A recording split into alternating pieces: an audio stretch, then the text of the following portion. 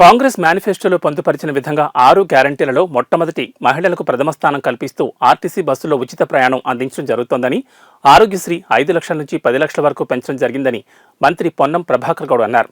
కరీంనగర్ జిల్లా మానకొండూరు మండలంలోని గంగిపల్లి, కొండపల్కల గ్రామాల్లో బస్ షెల్టర్లతో పాటు కరీంనగర్ నుండి కొండపలకల ఆర్టీసీ బస్సును ఓపెన్ జిమ్, నిజాయితీగూడెం గ్రామంలో నూతన గ్రామ పంచాయతీ భవనాన్ని రాష్ట్ర రవాణా శాఖ, బీసీ సంక్షేమ శాఖల మంత్రి పొన్నం ప్రభాకర్ గౌడ్, ఎమ్మెల్యే డాక్టర్ కవంపల్లి సత్యనారాయణతో కలిసి ప్రారంభించారు. అనంతరం మంత్రి పొన్నం ప్రభాకర్ గౌడ్, ఎమ్మెల్యే డాక్టర్ కవంపల్లి సత్యనారాయణ మాట్లాడుతూ కేబినెట్ సమావేశంలో 6 గ్యారంటీల మీదుగా రాష్ట్ర ప్రభుత్వం అభివృద్ధి జరగాలని కేబినెట్లో నిర్ణయించినట్లు తెలిపారు. ప్రజాపాలన దరఖాస్తులు 1,05,00,000 కుటుంబాలు అప్లై చేసుకున్నట్లు తెలిపారు. 40,000 మంది కంప్యూటర్ ఆపరేటర్లను పెట్టి రాష్ట్ర వ్యాప్తంగా డేటా ఎంట్రీ జరుగుతుందన్నారు.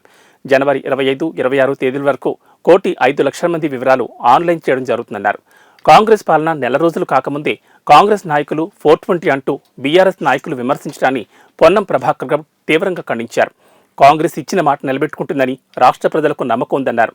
రాష్ట్రాన్ని మిగులు బడ్జెట్తో ఇస్తే 7 లక్షల కోట్ల అప్పు చేసి రాష్ట్రాన్ని అప్పుల రాష్ట్రంగా మార్చిన ఘనత బీఆర్ఎస్, కేసీఆర్కే దక్కిందన్నారు.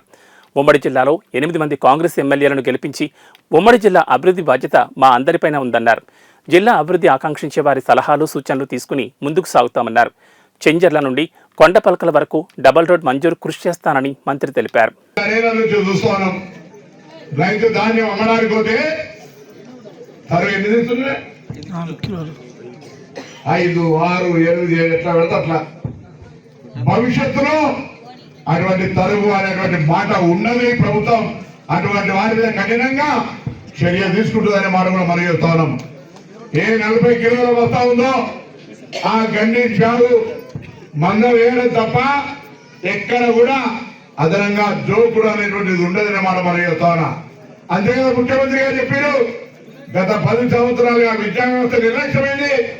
ఇప్పుడు విద్యా వ్యవస్థలు ప్రత్యేకమైనటువంటి బాధ్యతగా అన్ని రకాల సౌకర్యాలు కలిగే విషయంలో కూడా ఈ ప్రభుత్వం చొరవ చూపిందని మాట చెప్పినాడు.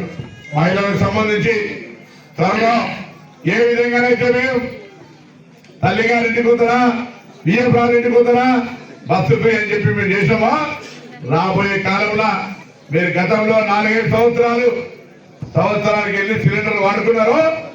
గన్ని సిలిండర్ 500 రూపాయలకి ఇవ్వబోతుంది త్వర లోపల. సంతోషమే కదా.